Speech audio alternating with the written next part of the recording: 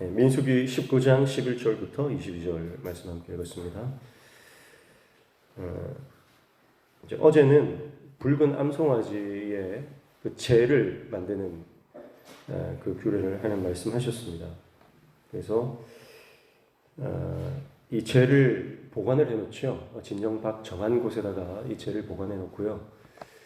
그리고 만약에 부정하게 된 사람이 있으면 이 재에다가 물을 타서 정결한 물을 만들어요. 그래서 그 물을 뿌리게 됩니다. 오늘 이제 본문에 보면 부정하게 되는 가장 대표적인 예를 말씀하고 있는데 그게 바로 죽음과 접촉하면 부정하게 된다는 거예요. 그래서 죽음이라고 하는 것은 하나님이 생명이시잖아요. 생명과 완전히 반대점에 있죠. 그래서 이 죽음이라고 하는 것은 하나님과 완전히 떨어지는 것을 의미하는 거죠. 그래서 이 죽음과 접촉한 자는 부정하게 되는 것이고요. 그래서 이 시체와 접촉을 하든지 한 공간 안에 있으면 부정해지는 겁니다. 그래서 오늘 본문은 이제 이 시체로 인해서 부정하게 된 사람들이 어떻게 절차를 거쳐야 하는지에 대해서 정확하게 말씀을 하고 있어요. 먼저 11절 보시면 사람의 시체를 만진 자는 이레 동안 부정하리니 그렇게 말씀합니다. 자, 시체를 만지면요 부정합니다. 만지는 것뿐만 아니라 같은 공간 안에 있어도 부정해지거든요. 근데 이제 만졌다 그러면 여기에 만졌다라고 하는 이 단어는 자기가 일부러 만졌든지 아니면 무의식적으로 가서 닿든지 그 모든 것을 포함하는 겁니다. 그래서 내가 자이든지 타이든지 간에 접촉을 하게 되면 그러면 무조건 부정하게 된다는 거예요. 알고 짓든 죄든 모르고 짓든 죄든 우리가 자범죄, 고범죄 그렇게 하지 않습니까? 여러분 죄는 내가 알고 짓든 모르고 짓든 죄는 죄인 거예요. 내가 몰랐다 이렇다고 끝나는 게 아닙니다. 모르고 지어도요 죄는 죄예요. 그렇기 때문에 그 죄에 대해서 분명히 다루고 회개하고 넘어가야 됩니다. 무심코 내뱉은 말 한마디 다른 사람들을 상처 주고 심지어 죽음으로 몰아갈 수 있거든요. 나중에 내가 일부러 그런 건 아니야 한다고 해서 내 죄가 안 되는 게 아닙니다. 그래서 오늘 본문은 이 만졌다 이게 닿았다는 뜻이에요. 접촉을 했다는 뜻이에요. 자이든지 고이든지 무의식적이든지 닿게 되면 무조건 부정하다는 겁니다. 그래서 1회 동안 7일 동안 부정한데 완전히 부정해진 걸 말하는 거예요. 12절 보시면 그는 셋째 날과 일곱째 날에 잿물로 자신을 정결하게 할 것이라 그리하면 정하려니와 셋째 날과 일곱째 날에 자신을 정결하게 하지 아니하면 그냥 부정하니 그렇게 말하죠. 자, 그래서 이렇게 시체를 만져서 부정하게 된 사람은 잿물, 붉은 암송아지의 재를 물에 타서 그것으로 자신을 정결하게 해야 됩니다. 이제 뿌리거든요. 이제 뿌리게 되는데 이것을 2번 해요. 셋째 날과 일곱째 날 2번 하게 됩니다. 그래서 이 2번의 정결 의식을 행해야 하는 것은 이 사체를 접촉한 부정의 심각성을 의미하는 거예요. 그래서 한 번으로 안 된다. 만약에 셋째 날에 이것을 행하지 않았다 그러면 일곱째 날에 해도 소용이 없는 거예요. 셋째 날에 내가 했다고 하더라도 일곱째 날에 또 하지 않으면 이것도 소용이 없습니다. 그래서 2번 반드시 셋째 날과 일곱째 날에 잿물로 자신을 정결하게 해라 이렇게 말씀하죠. 그렇게 하지 않으면 어떻게 됩니까? 13절 보십시오. 누구든지 죽은 사람의 시체를 만지고 자신을 정결하게 하지 아니하는 자는 여호와의 성막을 더럽힙니다. 하나님의 성막을 더럽히는 거예요. 공동체 전체를 오염시킨다 이 말이죠. 그리고 하나님의 거룩한 지성소에 부정을 끼친다라는 것입니다. 그래서 그는 어떻게 됩니까? 그가 이스라엘에서 끊어질 것은 정결하게 하는 물을 그에게 뿌리지 아니하므로 깨끗하게 되지 못하고 그 부정함이 그대로 있음이니라 그렇게 했어요. 그래서 시체를 만졌는데 정결의 규정을 따르지 않았다 그러면 백성 중에서 끊어집니다. 추방을 당합니다. 이것은 추방일 수도 있고요. 아니면 죽음일 수도 있어요. 사실은 추방당하는 것 자체가 또 죽음이죠. 굉장히 심각하게 이 부정의 문제를 다루고 있음을 볼 수가 있습니다. 자, 14절 보시면 장막에서 사람이 죽을 때의 법은 이러하니 누구든지 그 장막에 들어가는 자와 그 장막에 있는 자가 이래 동안 부정할 것이며, 자, 11절에는 시체를 만졌어요. 만지면 당연히 부정하죠. 그런데 만지는 것이 아니라 이제 집 안에 같이 있다가 누군가 죽었어요. 아니면 누군가 죽었는데 그 안에 들어갔다가 한 공간 안에 있게 됩니다. 그러면 그 사람도 부정해집니다. 사람뿐만이 아니고요. 그릇도 마찬가지예요. 15절 보세요. 뚜껑을 열어놓고 덮지 아니한 그릇은 모두 부정하니라. 자, 뚜껑을 열어놓지 않았다. 그러니까 열려있는 그릇들은요. 다 부정해집니다. 그래서 이것도 다 깨끗하게 정결하게 해야 됩니다. 그리고 한 가지 예를 더 말하죠. 16절에 누구든지 들에서 칼에 죽은 자나 시체나 사람의 뼈나 무덤을 만졌으면 이래 동안 부정하리니, 그렇게 말하죠. 그래서 집 안에서 경우와 또 집 밖에서 경우, 실내, 실외 동일하게 이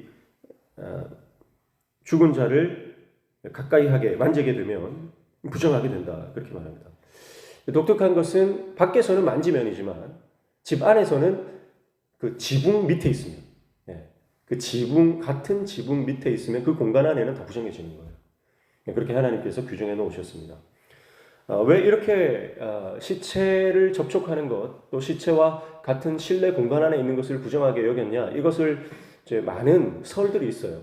그래서 이제 혹자들은 이것이 어떤 전염성이 강한 어떤 바이러스, 그런 것들 때문에 이스라엘 백성들을 지키기 위한 하나님의 위생법이다, 이렇게 말씀하시는 분도 있거든요.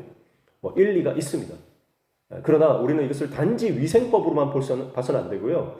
이것을 우리를 얼마나 하나님의 백성으로서 거룩하게 살아야 하는지, 생명이신 하나님을 늘 가까이 해야지 죽음을 가까이 하게 되면 부정해진다라고 하는 그 죄에 대한, 그리고 죽음에 대한 심각성을 인지하게 하기 위한 하나님의 거룩한 백성의 살아가는 방법으로서 하나님께서 제시하는 것이다, 이렇게 우리가 해석해야 할 것입니다.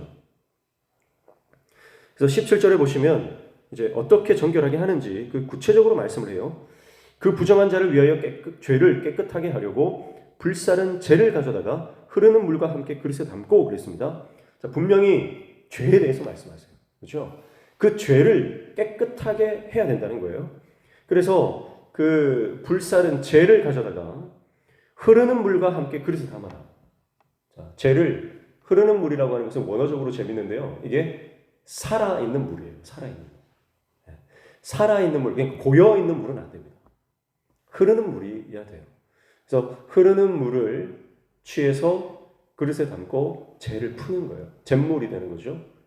어제 봤던 것처럼 이 잿물은 영혼의 세제입니다. 세제. 영적인 세제예요. 다른 것으로는 부정을 깨끗하게 할 수 없습니다. 오직 이것만, 이 암송아지의 잿물만이 영혼의 세제로 작용합니다. 예수 그리스도의 거룩한 보혈, 그분의 희생을 상징한다 그랬죠? 자, 이것을 그래서 담아서 18절에 보면 정결한 자가 제사장이 아니고요. 정결하다고 인정받은 정결한 사람이 우슬초를 가져와요. 그리고 우슬초를 그 물에다가 찍습니다. 찍어서 어떻게 합니까? 장막에다 뿌리고, 기구에도 뿌리고, 그리고 사람에게도 뿌려요. 실내에서 부정하게 된 사람에게도 뿌리고, 또 실외에서 또 죽음 시체를 만진 사람에게도 뿌리게 됩니다. 자, 몇 번 뿌려야 되죠? 앞에서 방금 봤던 것처럼 셋째 날과 일곱째 날 2번 뿌려야 됩니다. 19절 보십시오. 그 정결한 자가 셋째 날과 일곱째 날에 그 부정한 자에게 뿌려서 일곱째 날에 그를 정결하게 할 것이며 그는 자기 옷을 빨고 물로 몸을 씻을 것이라 저녁이면 정결하리라. 셋째 날, 일곱째 날 2번 이 정결수를 뿌리게 됩니다. 그렇게 해야 이제 이스라엘 회중에서 끊어지지 않는 거예요. 그리고 이 정결수를 뿌린 이 사람도요, 하루 동안은 부정해요. 그래서 자기 옷을 빨아야 되고 저녁까지 부정하다 이렇게 말씀을 합니다. 20절에 보면 사람이 부정하고도 자신을 정결하게 하지 아니하면 여호와의 성소를 더럽힘이니 그러므로 회중 가운데서 끊어질 것이니라. 그는 정결하게 하는 물로 뿌림을 받지 아니하였은즉 부정하니라. 이렇게 말씀합니다. 자, 이거 정결법을 행하지 않으면 회중 가운데서 끊어진다. 한 번 더 말씀하시죠. 앞서서 13절에 이스라엘에게서 끊어진다 분명히 말씀하셨고요. 20절에 한 번 더 이스라엘 회중에서 끊어진다. 그렇게 두 번 말씀하시는 것은요, 짧은 본문 안에 두 번 말씀하시는 것은 강조하시는 겁니다. 죄에 대한 심각성을 강조하시는 것이고, 그리고 이 정결법이 얼마나 중요한지에 대해서 말씀하시는 거예요. 그래서 21절에 이는 그들의 영구한 규례다. 영구한 규례다. 그렇게 말씀하십니다. 사랑하는 성도 여러분, 죄는요, 그 전염성과 영향력이 매우 강력합니다. 그렇기 때문에 이 죄의 문제를 해결하지 않고 부정의 문제를 해결하지 않은 백성은 이스라엘 공동체 밖으로 추방해버리고 죽음에 이를 수밖에 없다는 것입니다. 그를 이스라엘 공동체 속에 그대로 둔다면 그의 부정이 온 이스라엘에게 퍼지게 됩니다. 우리는 그래서 이 죄의 문제를 오늘 본문 말씀을 통해서 죄가 얼마나 심각한 문제인지를 깨달아야 됩니다. 죄를 단지 어떤 병명으로 속단해서는 안 됩니다. 오늘날은요, 죄를 죄라고 말하는 것이 굉장히 힘든 시대입니다. 여러분, 죄를 다루는 곳은 교회밖에 없습니다. 세상에 어디를 가도요, 죄를 다루는 곳이 없어요. 법정에서 죄를 다루는 것 같죠? 그러나 법정에서 죄를 다루지 않습니다. 법정에서는 그저 누가 더 잘했는지, 누가 더 잘못했는지, 그걸 따지는 거예요. 잘잘못을 따지는 거예요. 여러분, 죄의 심각성과 죄는 죽음에 이른다라고 하는 것을 다루는 것은 오직 교회예요. 그렇기 때문에 교회는 이 죄에 대해서 반드시 선포를 해야 됩니다. 회개하지 않으면 하나님과 끊어지는 것은 그 결국은 사망이요, 죽음이라는 것을 교회가 아니면 어디에서 말하겠습니까? 생명과 죽음에 관한 것이 교회에서 선포되어져야 됩니다. 그러나 오늘날 많은 교회들이 죄에 대해서 다루지를 못합니다. 왜냐하면 그것이 죄라고 말하는 순간 상처받고 성도들이 교회를 떠나버립니다. 어쩌면 그런 분들을 성도라고 부를 수 있나요? 그러나 교회는요, 생명과 죄에 대한 부분을 분명히 다루고 선포해야 할 줄로 믿습니다. 그래서 오늘날 많은 이 죄의 문제를요, 목회자들조차 죄라고 말하지 못하고 어떤 심리학적인 용어로 포장을 합니다. 사회학적인 용어들로 포장을 합니다. 정치적인 어떤 그 용어로 덮어버리는 거예요. 취향이라는 거예요. 취향, 성향이라는 거예요. 동성애가 어떻게 취향이고 성향입니까? 정치적으로 이것을 정치적인 올바름이라고 하는 개념을 가져와가지고 거기다가 끼워 맞추는 거예요. 동성애도 PC라는 거예요. PC, 정치적인 올바름이라는 거예요. 그런 범주에서 이해가 되어야 된다는 거죠. 개인의 취향이 존중되어야 되고 그것이 죄가 아니다. 그렇게 말하는 것이 여러분 오늘 정치권에서 일어나는 일들입니다. 그래서 정치적으로 본인이 관심이 있고 또 내가 어떤 앞서 나가는 어떤 지식인이라고 하면 이 PC주의, 이 정치적 올바름이라고 하는 개념이 탑재가 돼가지고요, 많은 죄들을 그저 개인의 성향이나 취향으로 치부하는 그런 일들이 너무 많습니다. 사회가 모든 대부분의 사람들이 기독교인 중에도요, 그렇게 따라가야 한다라고 믿고 나아가는 사람들이 많습니다.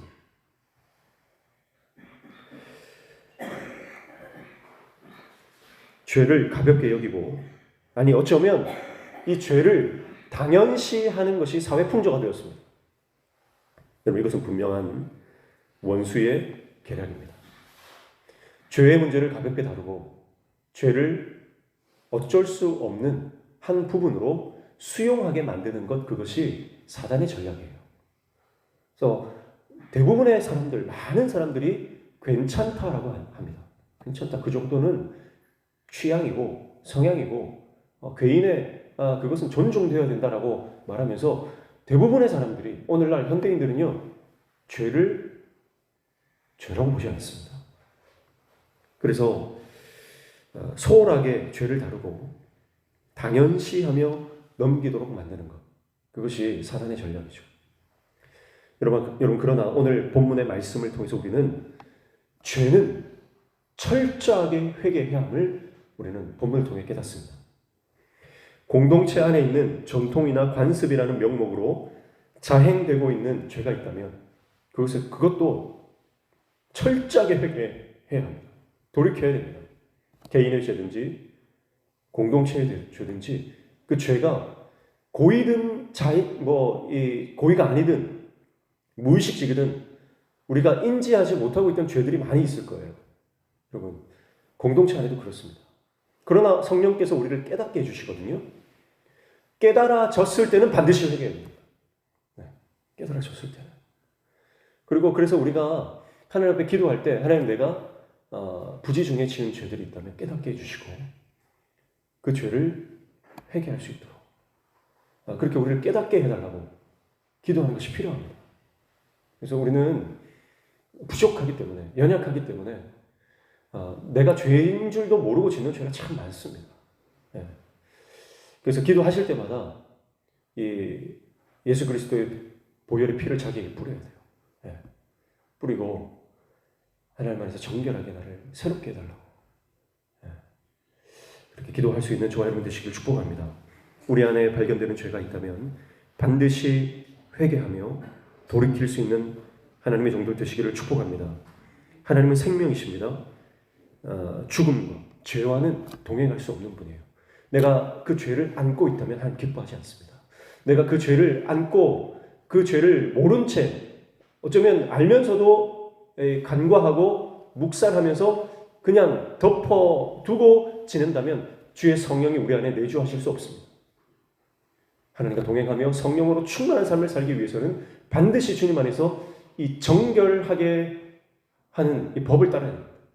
그래서 하나님 앞에 나아가 진정으로 회심하며 회개하며 돌이켜야 됩니다. 그때 하나님께서 우리를 기쁘게 받아주시며 우리를 새롭게 해주실 것입니다. 그리고 성령으로 충만케 하사 성령과 동행하는 삶을 살아가게 하실 줄로 믿습니다. 기도하겠습니다. 하나님 아버지, 일부러 짓지 않아도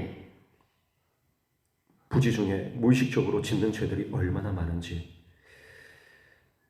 우리가 연약하여 짓는 모든 죄들 깨닫게 하시고 깨닫는 대로 회개하며 다시는 그 죄의 자리에 가지 않도록 우리를 붙잡아 주시기를 소원합니다. 하나님 앞에서 거룩하고 정결한 백성으로 살아가기를 소원합니다. 주님, 우리를 날마다 예수 그리스도의 보혈로 덮어 주시고 하나님 앞에 거룩한 백성으로 하나님 백성답게 살아가는 하나님의 종 되게 도와 주시옵소서. 오늘 이 아침에도 주님 앞에 나와 간구하며 기도하는 모든 기도의 제목들 들어 응답하여 주시며 우리 삶에 막혀진 문제들이 열려지는 형통의 은혜를 허락하여 주시옵소서. 예수님의 이름으로 기도하옵나이다.